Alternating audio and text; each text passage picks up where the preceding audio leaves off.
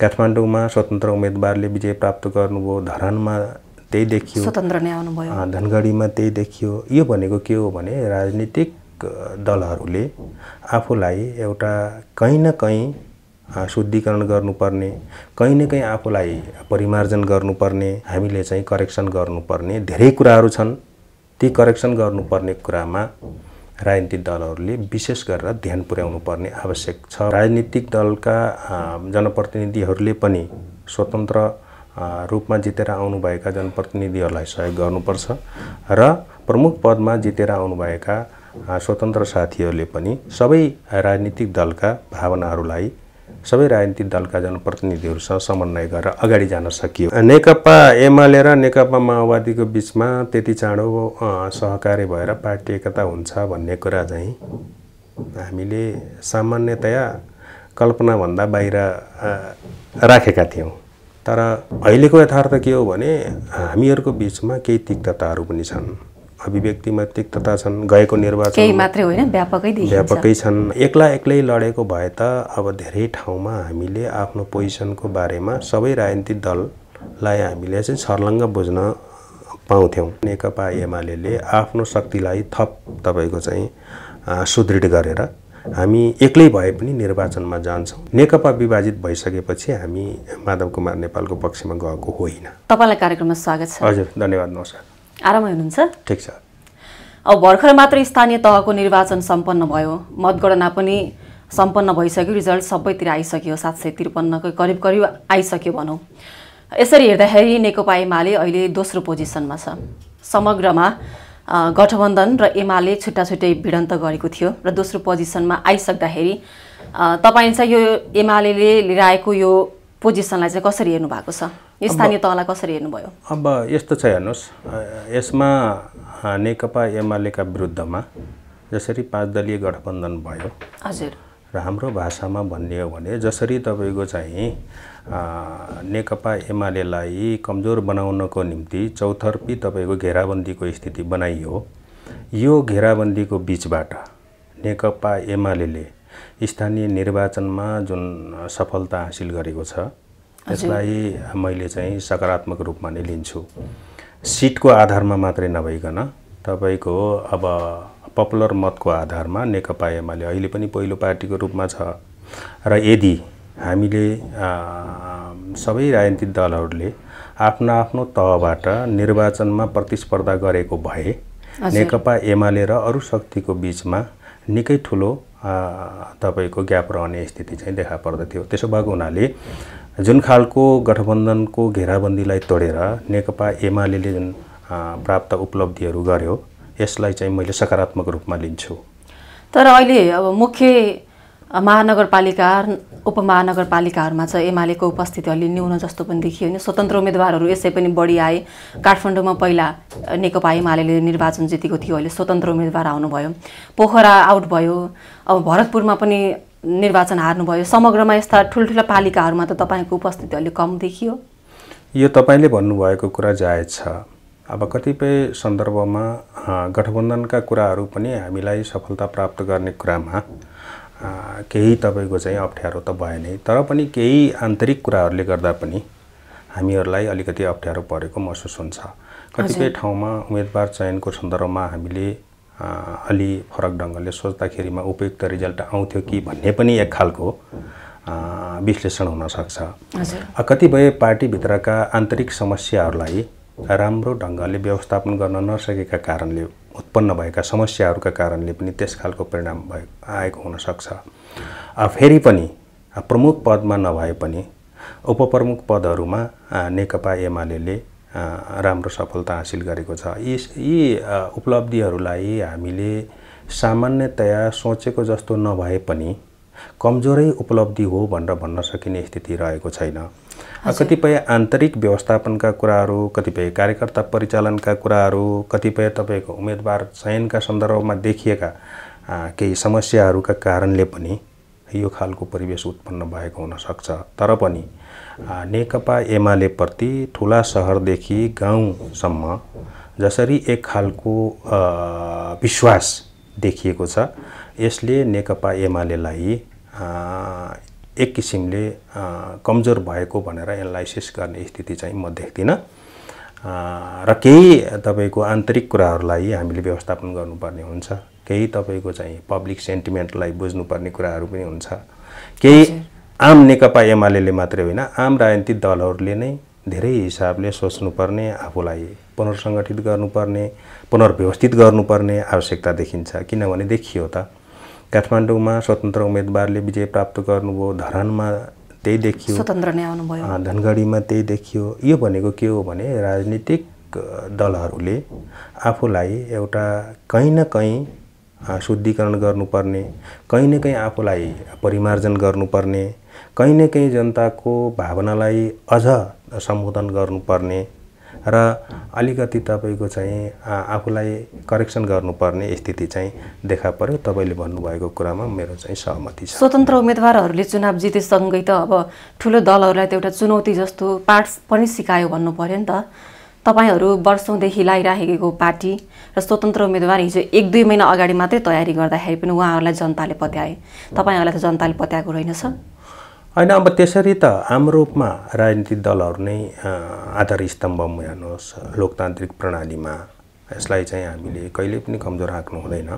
तर खास मौकामा यस्ता खालका ट्रेन्डहरू डेभलप हुन्छन् तपाईको लोकतान्त्रिक मुलुकहरूमा। यसले दुईटा कुराको संकेत गर्छ। स्वतन्त्र उम्मेदवार अहिलेको ट्रेन्ड भयो। यसले दुईटा कुराको संकेत गर्छ भन्ने लाग्छ। एक, राजनीतिक दलहरूप्रति जनताहरू एउटा क्रिटिकल सपोर्टमा छन्, त्यो कुरालाई चाहिँ हामीले ख्याल गर्नुपर्ने हुन्छ। जहाँ तपाईको चाहिँ राजनीतिक दलहरूप्रति विश्वास रहेन, एक हिसाबले अलि कमजोर बन्यो, एउटा त्यो रहन्छ। दोस्रो कुरा तपाईको चाहिँ हामीले जे जस्तो राजनीतिक विचारहरूलाई जनताको बीचमा लिएर जान सक्नु पर्थ्यो, जस्ता पर्फर्मेन्सहरू तपाईको जनप्रतिनिधिहरूले गर्नु पर्थ्यो, त्यसमा पनि कहीँ कतै करेक्सन गर्नुपर्ने अवस्था हो कि भन्ने कुराको पनि यसले संकेत गर्छ। तर पनि कुरा के हो भन्नुहुन्छ भने लोकतन्त्रमा प्रमुख मियो भनेका राजनीतिक दलहरू हुन्। कहीँ कतै तपाईको स्वतन्त्रले विजय प्राप्त गरिरहँदा राजनीतिक दलको महत्त्वलाई, गरिमालाई हामीले कमजोर आँक्न चाहिँ मिल्दैन। यद्यपि हामीले चाहिँ करेक्सन गर्नुपर्ने धेरै कुराहरू छन्। ती करेक्सन गर्नुपर्ने कुरामा राजनीतिक दलहरूले विशेष गरेर ध्यान पुर्याउनु पर्ने आवश्यक छ भन्ने मलाई लाग्छ। यी स्वतन्त्र उम्मेदवारहरूलाई त्यसो भए त काम गर्न गाह्रो छ। भित्र कार्यपालिकामा बहुमतको आधारमा निर्णयहरू पक्का हुन्छ, त्यो बेलामा बहुमतले सदर भएन भने वा मानेन भने चाहिँ ती राम्रा निर्णयहरू पनि वा राम्रा कामहरू पनि उनीहरूले चाहिँ गर्न पाउने भएनन्। स्वतन्त्रलाई त गाह्रो देखियो नि त्यसरी, होइन? अनि त्यो गाह्रो मान्नुपर्ने कुरा केही हुन्न। हेर्नुहोस्, एउटा कुरा के हो भने जसले स्वतन्त्र रूपबाट विजय प्राप्त गर्नुभयो, उहाँहरूले विजय त प्राप्त गर्नुभयो, तर उहाँहरूले अब नेतृत्व क्षमता देखाउनु पर्ने आवश्यकता म देख्छु। किनभने काठमाडौँकै हकमा कुरा गर्नुहोस्, नेकपा एमाले र नेपाली कांग्रेसलाई बाइपास गरेर ठुला दललाई बाइपास गरेर यहाँको नगरको विकासको सम्भावनामा भने जति योगदान चाहिँ दिन सकिँदैन। त्यसो भएको हुनाले कार्यकौशलता र नेतृत्व क्षमता देखाउनु पर्ने आवश्यकता कहाँ छ भने समग्र नगरको विकासको निम्ति, यहाँ देखिएका समस्याहरूलाई सम्बोधन गर्नको निम्ति सबैलाई एक ठाउँमा उभ्याउने, सबैको एउटा विश्वास आर्जन गर्ने तहबाट कामको चाहिँ थालनी गर्नुपर्छ। र अरू राजनीतिक दलहरूले पनि हामी ठुला राजनीतिक दलका जनप्रतिनिधि हौँ भनेर होइन कि समग्रतामा राम्रा कामहरू जसले लिएर आए पनि तिनीहरूलाई एउटा दृढताका साथ समर्थन गरेर नगरको विकासको निम्ति एउटा चाहिँ योगदान गर्नुपर्ने आवश्यकता हुन्छ। त्यसो भएको हुनाले दुवैतिर जिम्मेवारीहरू छन्। निर्वाचन जितेर आइसकेपछि राजनीतिक दलका जनप्रतिनिधिहरूले पनि स्वतन्त्र रूपमा जितेर आउनुभएका जनप्रतिनिधिहरूलाई सहयोग गर्नुपर्छ र प्रमुख पदमा जितेर आउनुभएका स्वतन्त्र साथीहरूले पनि सबै राजनीतिक दलका भावनाहरूलाई सबै राजनीतिक दलका जनप्रतिनिधिहरूसँग समन्वय गरेर अगाडि जान सकियो भने छलफल एजेन्डामा भयो भने चाहिँ राम्रो र नराम्रो चाहिँ त्यहीबाट छुट्टिन्छ। तर व्यक्तिगत हेरेर वा पार्टीगत हेरेर पनि त गरिन्छ नि राजनीतिमा त यो यो हेर्नुहोस् अब पार्टीले कसरी निर्णय गर्छ पार्टीले राम्रो भन्छ कि भन्दैन हाम्रो सपोर्टमा हुन्छ कि हुँदैन हामीलाई फाइदा हुन्छ कि हुँदैन देशलाई भन्दा पार्टी कति हिसाबमा बढी जान्छ यस्तो छ हेर्नुहोस् अमुक राजनीतिक दललाई फाइदा वा बेफाइदाको आधारमा अब त्यो सङ्कुचित दायराभित्र हामी माथि उठ्नुपर्छ भन्ने लाग्छ मलाई किनभने मूल कुरा हामीले आफ्नो ठाउँ बनाउने हो आफ्नो वडा बनाउने हो आफ्नो तपाईँको चाहिँ पालिका बनाउने हो हैन सबै मिलेर चाहिँ देश निर्माण गर्ने कुरा हो त्यसो भएको हुनाले त्यहाँ राजनीतिक दायरा भन्दा पनि आम जनताको स्वार्थ र आम पालिकाको स्वार्थ समृद्धि विकास जोडिएको हुन्छ त्यसो भएको हुनाले यसलाई चाहिँ सबै शक्तिहरूले सबै जनप्रतिनिधिहरूले आवश्यक समन्वय र कोअर्डिनेसन गरेर जाँदाखेरिमा राम्रो हुन्छ त्यही नै बुद्धिमत्तापूर्ण निर्णय हुन्छ भन्ने लाग्छ मलाई अहिले काठमाडौँ महानगरपालिकामा स्वतन्त्र अगाडि आउँदै गर्दा कांग्रेसले एमाले उम्मेदवारहरू राम्रो उठाएन भन्ने खालको टिप्पणी पनि आउन थाल्यो देखिन थाल्यो नेकपा एमाले पार्टी कार्यालयभित्र वा पार्टीभित्र चाहिँ हामीले उम्मेदवार राम्रो उठाएनौँ के सब स्थापितलाई उठाएर गल्ती भयो भन्ने खालको मूल्याङ्कन भएको छ भनेर पनि बाहिर सुनिन्छ नि त्यस्तो भएको छ अब यस्तो छ हेर्नुहोस् कुरा के हो भन्नुहुन्छ भने व्यक्तिकै बारेमा टीका टिप्पणी गर्नु त्यति उपयुक्त हुँदैन तर जहाँसम्म मैले केशव स्थापितलाई बुझेको छु उहाँ चाहिँ नेपालको कम्युनिस्ट आन्दोलनभित्र लामो समयदेखि राजधानीमा एउटा उदाएको व्यक्तित्व हो अनुभवी व्यक्तित्व हो पार्टीलाई हिजो पञ्चायतकालदेखि नै आफ्नो ठाउँबाट एउटा नेतृत्व प्रदान गरेर आएको व्यक्तित्व हुनुहुन्थ्यो हैन त्यसो भएको हुनाले उहाँ व्यक्तिगत रूपमा कमजोर उम्मेदवार भएका कारणले यहाँ परिणाम तलमाथि भयो भन्ने निष्कर्षमा अहिले हामी पुगिसकेका छैनौँ यद्यपि अब व्यक्तिको बारेमा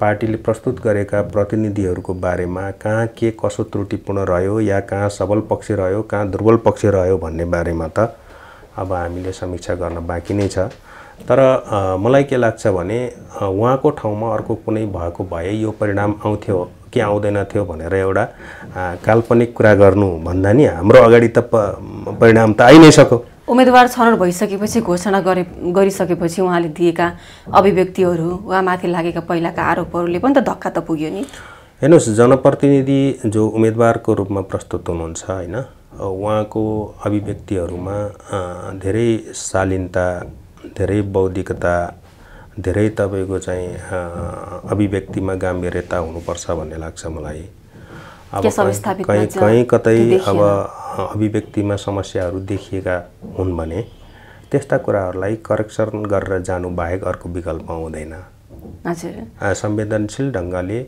उम्मेदवारहरूले पार्टीका प्रतिनिधिहरूले जसले पनि एउटा चाहिँ अभिव्यक्तिमा शालीनता अभिव्यक्तिमा तपाईको शिष्टता भयो भने त्यसले उम्मेदवारलाई गरुङ्गो बनाउँछ भन्ने मलाई लाग्छ मेयर भन्दा अहिलेको उपमेयर सुनिता डङ्गोलजीलाई चाहिँ मेयरमा उठाइदिएको भए बालन सालन पछाडि पार्नु हुँदो रहेछ भन्ने खालको अड्कल पनि त आयो नि हैन यो त अब यो त हेर्नुहोस् यो पनि काल्पनिक कुरा हो भन्ने लाग्छ उपमेयरमा उहाँले जित्नु भयो अब त्यसमा पार्टीको प्रभावको र सबैभन्दा धेरै मत ल्याएर पनि जित्नु भयो पार्टी प्रभावको छाया हामीले प्रष्ट रूपमा देख्न सकिन्छ र उहाँको पनि अब व्यक्तित्वले अवश्य पनि केही न केही उहाँलाई मद्दत पुर्यायो तर अब परिणाम त हाम्रो बीचमा आइसक्यो यसो गरे भए के हुन्थ्यो होला भन्ने कुरा चाहिँ अब त्यो पनि अर्को एउटा मूल्याङ्कन गर्ने विश्लेषण गर्ने मात्रै भयो हजुर तपाईको जिल्ला नवलपुर त्यसमा चाहिँ नेकपा एमाले राम्रो गरेछ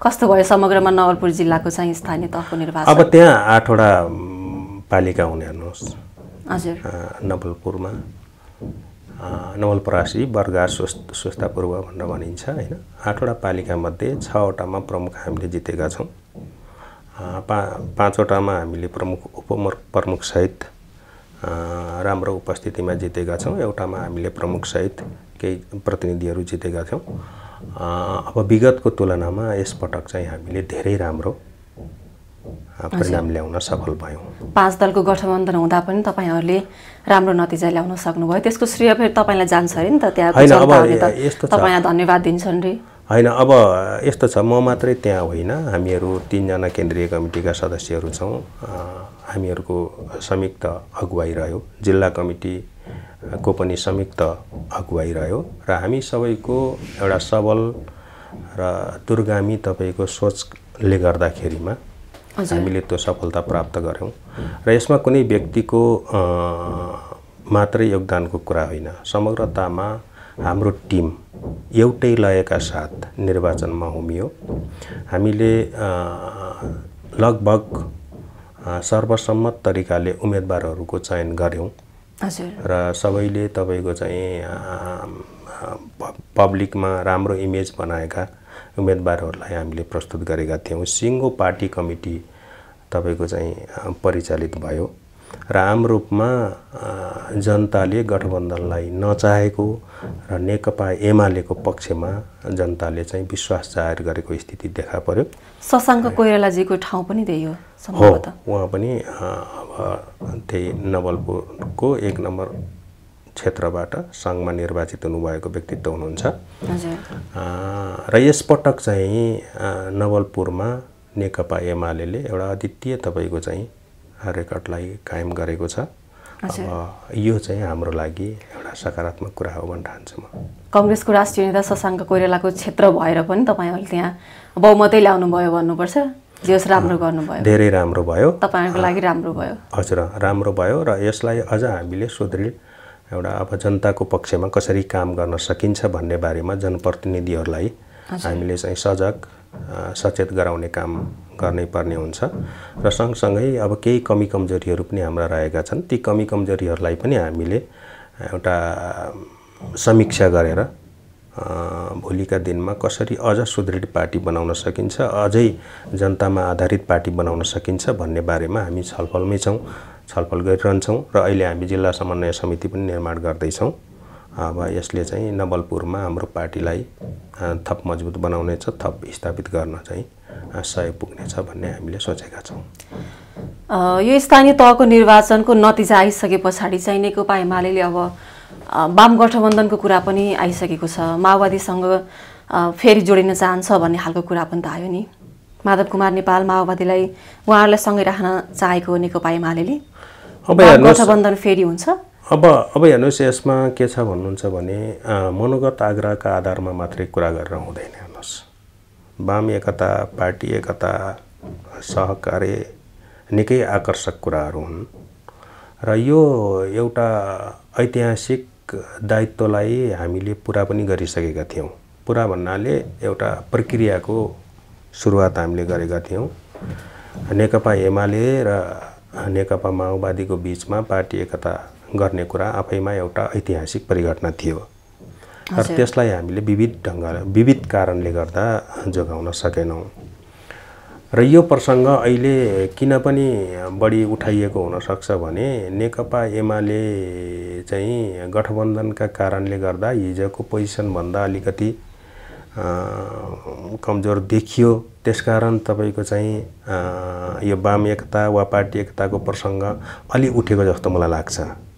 मलाई के लाग्छ भने नेपालको कम्युनिस्ट आन्दोलन बलियो हुँदा या कमजोर हुँदा जुनसुकै अवस्थामा पनि यो वामपन्थी एकताको प्रसङ्ग चाहिँ उठिरहनुपर्छ भन्ने लाग्छ र अब तत्कालै तपाईँको चाहिँ पार्टी एकता भइहाल्छ अथवा सहकार्य भइहाल्छ भन्ने भन्दा पनि नेपालका कम्युनिस्टहरू एक ठाउँमा उभिनुपर्छ र यो मुलुकमा सबै तहमा वामपन्थीहरूले आफ्नो सरकार स्थापना गरेर मुलुकलाई समृद्धिको दिशामा लैजानुपर्छ भन्ने कुरा आफैमा एकदम महत्त्वपूर्ण र निकै गर्विलो कुरा हो भन्ने लाग्छ र यो प्रसङ्ग अहिले नै तत्कालै सुरुवात भइसक्यो, अब यसमा चाँडै नै परिणाम आउँछ भन्ने होइन।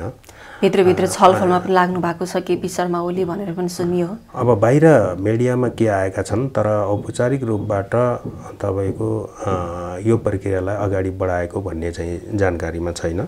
हजुर। र यो सिलसिलाको सुरुवात भयो भने यो सुखद सुरुवात हुनेछ र नेकपा एमालेकै नेतृत्वमा यसले पूर्णता प्राप्त गर्न सक्छ र त्यसको नेतृत्व पनि कमरेड केपी शर्मा ओलीले नै गर्नुहुन्छ भन्ने हामीलाई लाग्छ।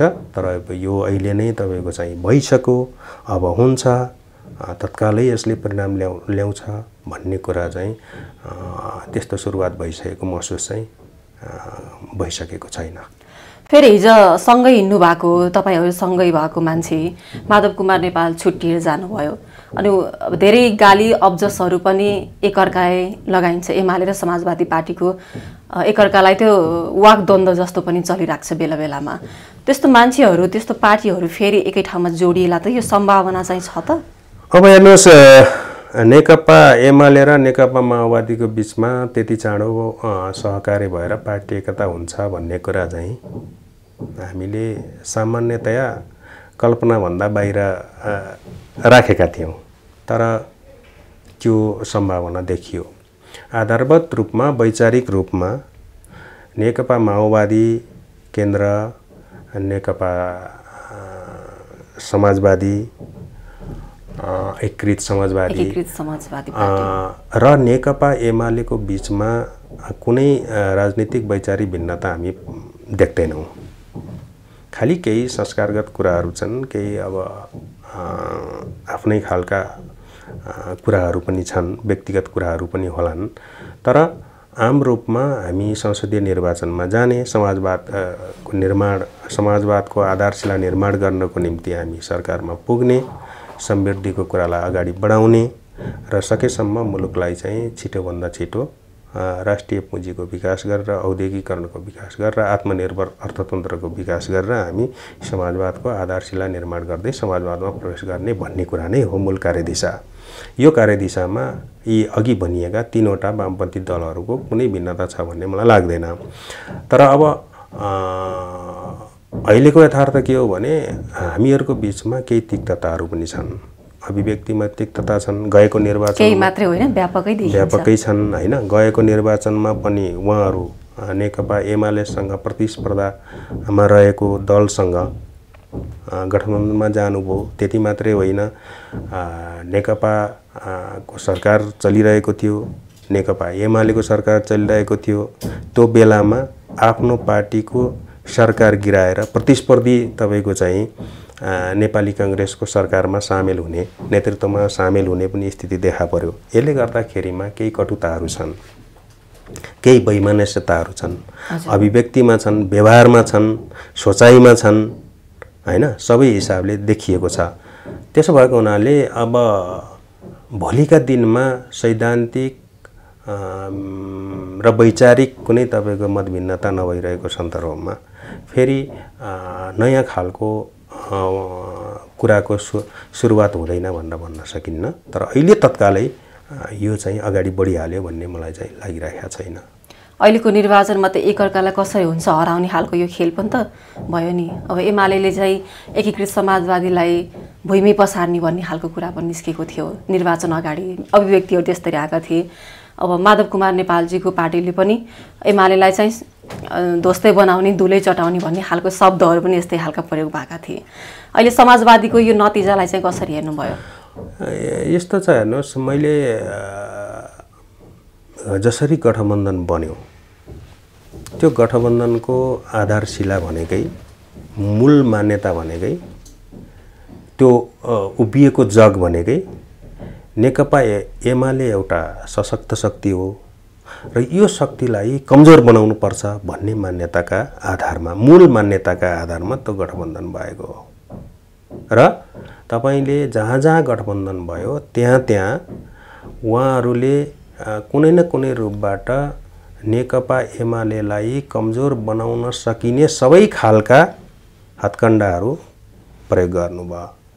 जस्तो कि तपाईँको चाहिँ हामीले जित्नु त छैन नि, हामी त एमालेलाई हरायौँ भने त्यसैमा हामीले चाहिँ हाम्रो जितो भनेर ठान्छौँ भन्ने खालका अभिव्यक्तिहरू, त्यस खालका व्यवहारहरूले हैन नेकपा एमालेलाई हराउनको लागि मात्रै यो गठबन्धन भएको हो भन्ने कुरालाई चाहिँ पुष्टि गर्न सक्छ।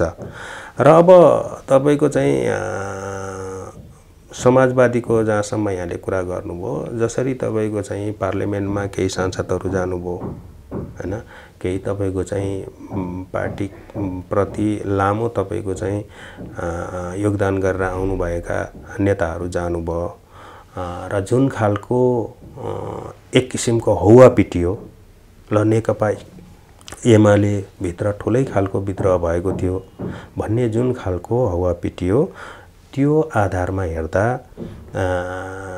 एकीकृत समाजवादीको उपलब्धि चाहिँ ठुलो होइन। हेर्नुहोस्, अब एक्लै लडेको भए त अब धेरै ठाउँमा हामीले आफ्नो पोजिसनको बारेमा सबै राजनीतिक दललाई हामीले चाहिँ छर्लङ्ग बुझ्न पाउँथ्यौँ। र अहिले पनि तपाईँको जसरी गठबन्धन भयो र जसरी गठबन्धनले नेकपा एमालेलाई कमजोर बनाउनको निम्ति जस्तो तपाईँको चाहिँ आशा गठबन्धनले पालेको थियो त्यो खालको परिणाम आएको हो भन्ने मलाई लाग्दैन। हजुर। र यत्रो तपाईँको चाहिँ गठबन्धनको शक्ति, तपाईँको चाहिँ सत्ताको दुरुपयोग, विभिन्न खालका तपाईँको चाहिँ हत्कण्डाहरूका बावजुद पनि नेकपा एमाले जुन तपाईँको चाहिँ सिटहरू सुरक्षित गरेको छ, जुन जनताको जनादेश प्राप्त गरेको छ, यो चानेचुने उपलब्धि हो भन्ने मलाई चाहिँ लाग्दैन। यद्यपि त्यसमा हाम्रा कमीहरू छन्, हामीले करेक्सन गर्नुपर्ने आवश्यकता छ।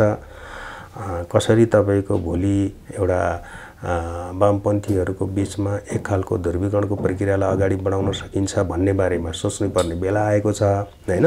त्यो आफै ठाउँमा छ। तर पनि अहिले जुन नतिजा हामीले देखिरहेका छौँ, यो नतिजा चाहिँ गणितीय रूपमा पनि कमजोर नतिजा होइन र आम पपुलर तपाईँको मतको हिसाबले भन्नुहुन्छ भने त अहिले नेकपा एमाले पहिलो पार्टीकै रूपमा जनताको मत पाएको पार्टीको रूपमा हामीले बुझ्नुपर्छ। स्थानीय निर्वाचन सकियो, अब सङ्ग्रह प्रदेशको मङ्सिर या फागुनमा निर्वाचन हुँदैछ। यो निर्वाचनमा अब नेकपा एमालेको भूमिका चाहिँ कस्तो हुन्छ होला त?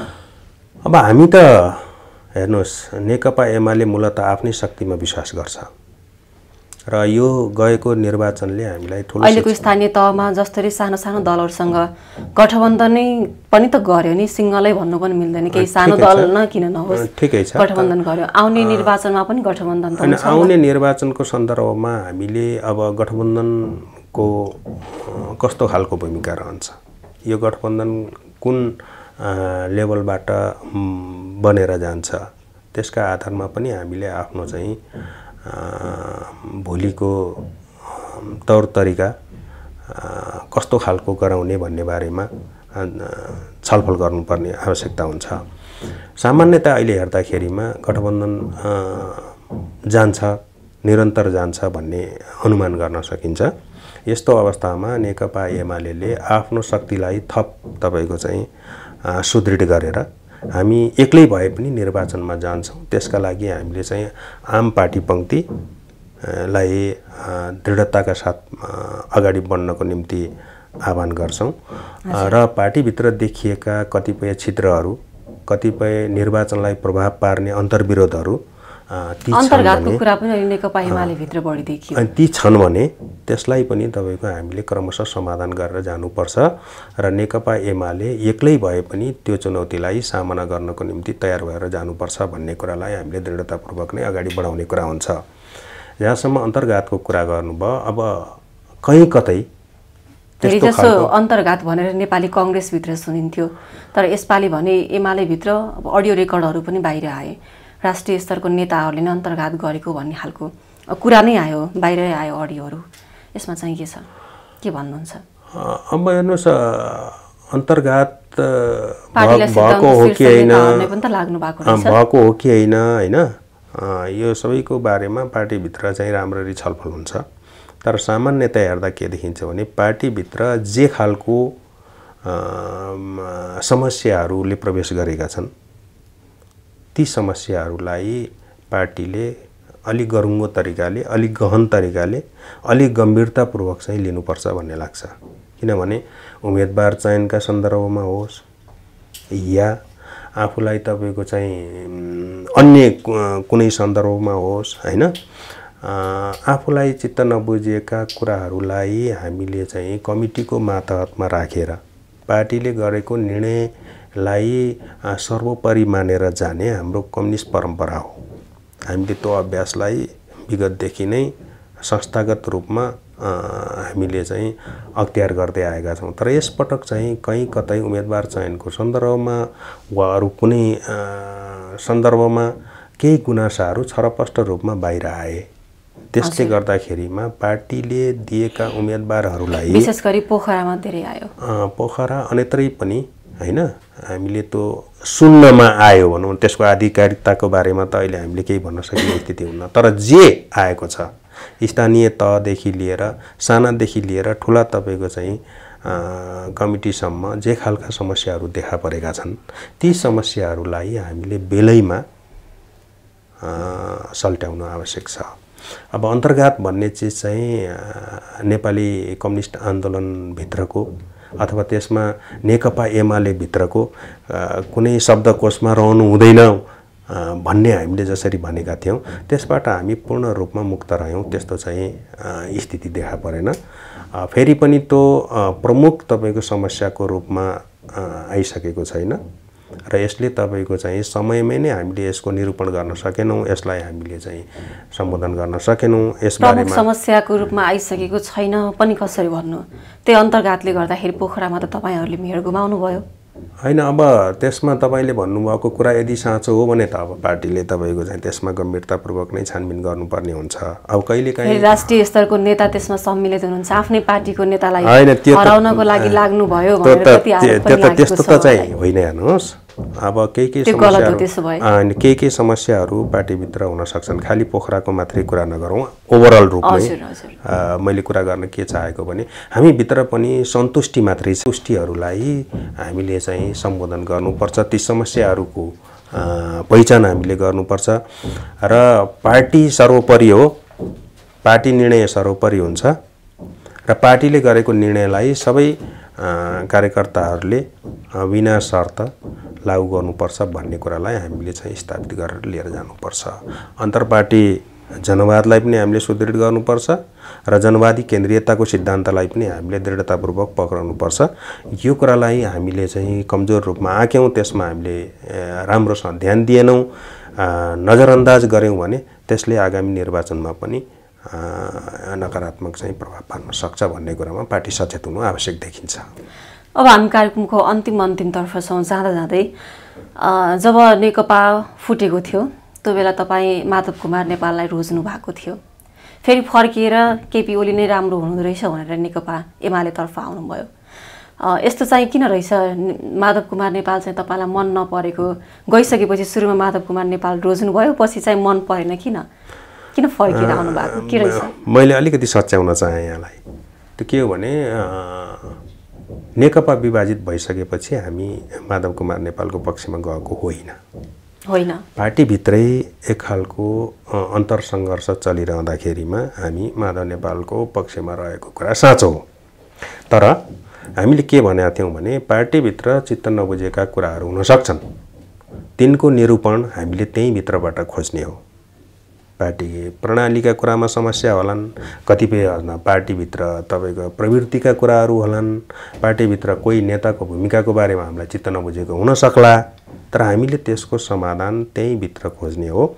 नेपालको कम्युनिस्ट आन्दोलनलाई विभाजित गर्ने कुरा कुनै अर्थमा पनि किमार्थ पनि यो कुरा चाहिँ राम्रो कुरा होइन, यो कुरालाई स्वीकार गर्न सकिन्न भनेर कमरेड माधव कुमार नेपाललाई हामीले यसो नगरौँ, विभाजनको दिशामा नजाउँ भनेर ठुलै प्रेसर पनि हामीले दिएका हौँ। तर उहाँले कुनै पनि हालतमा नेकपा एमाले भित्र बस्न नसकिने र यसलाई विभाजित गर्ने जुन सोच लिएर आउनुभयो, जुन कुरा उहाँले गर्नुभयो, जुन एउटा ठुलो गम्भीर त्रुटि हो, त्यो गम्भीर त्रुटिमा हामी सहभागी हुन चाहेनौँ र हामीले चाहिँ नेकपा एमाले नै यो कम्युनिस्ट आन्दोलनको मूल प्रवाह हो, यही भित्र हामीले चाहिँ आफ्नो कुराहरूलाई राख्न सक्नुपर्छ। घरभित्र आन्तरिक द्वन्द्व भए पनि नफुटौँ भन्ने बिल्कुलै फुट्नु हुँदैन। यो फुटले तपाईँको कम्युनिस्ट आन्दोलनलाई नोक्सान गर्छ र कम्युनिस्ट विरोधी शक्तिहरूले यसबाट फाइदा लिन्छन्। त्यसो भएको हुनाले हामी त्यसो गर्नु हुँदैन भनेर हामीले जोडदार रूपमा आवाज उठाएर उहाँलाई चाहिँ हामीले साथ नदिएको हो र हामी नेकपा एमालेमै हामी रहेका हौँ, कहीँ हामी विभाजनमा हामी लागेनौँ। त्यो कुरा गम्भीर त्रुटिपूर्ण हो र भोलिको इतिहासले पनि यसलाई त्रुटिपूर्ण नै घटना हो भनेर चाहिँ प्रमाणित गर्छ भन्ने हामीलाई लाग्छ। फेरि वर्षौँदेखि उहाँले नै माधव कुमार नेपालले नै एमाले पार्टी चलाइराख्नु भएको थियो। अहिले चाहिँ उहाँलाई नै बाइकट गर्ने खालको कुरा आयो अरे, अपमान भयो पनि भन्नुहुन्छ धेरै जसो। अपमान भएर निस्किनु भएको रहेछ नि त उहाँ। अनि यसो हेर्नुहोस्, कुरा के हुन्छ भन्नुहुन्छ भने पार्टीभित्र कहिले नेतृत्वमा रहने, कहिले बाहिर रहने, कहिले यथोचित सम्मान पाउने, कहिले नपाउने, यी चाहिँ प्रक्रियाहरू भइरहन्छन्। खास गरिकन नेतृत्वमा रहने मान्छे सधैँ एउटै व्यक्ति मात्रै नेतृत्वमा रहिरहन्छ त्यो पनि होइन, सधैँ एउटै मात्रै व्यक्तिले अवसर पाइरहन्छ भन्ने कुरा पनि होइन। उतार चढावको बिचमा पार्टीका नेता पनि हुन्छन्, स्वयं पार्टी पनि हुन्छ, स्वयं आन्दोलन पनि हुन्छ। तर सामान्य कुरामा कसैले अपमान गर्यो मानौ एकछिनलाई भने विद्रोहको त्यो लेभलको विद्रोह हुन सक्छ कि सक्दैन, हामीले त्यहाँनिर अलिकति विचार गर्नुपर्ने। त्यसो भएको हुनाले जतिसुकै समस्याहरू भए पनि तिनको समाधान पार्टीका हरेक बैठकहरूबाट हरेक बैठकमा उठान गर्ने र त्यसको तपाईको चाहिँ निर्कोल निकाल्ने काम गर्नुपर्छ। यदि भएन भने महाधिवेशनमा गएर त्यसको फैसला हुने गर्छ। यी सबै प्रक्रियाहरूमा सामेल नभइकन व्यक्तिगत रूपमा म अपमानित भएँ भन्ने आधारमा मात्रै नेपालको कम्युनिस्ट आन्दोलनलाई विभाजित गर्ने काम किमार्थ पनि क्षम्य विषय होइन। किमार्थ पनि त्यो कुरालाई राम्रो भनेर भन्न सकिन्न। अब इतिहासले त्यो कुरालाई प्रमाणित गर्छ र कैयन साथीहरूले त्यसलाई भोलि गएर महसुस पनि गर्नुहुन्छ भन्ने मलाई लाग्छ। हवस् त, आफ्नो महत्त्वपूर्ण समय हामीलाई दिनुभयो, तपाईँलाई धेरै धेरै धन्यवाद। हस्, मेरो तर्फबाट नै हार्दिक धन्यवाद छ।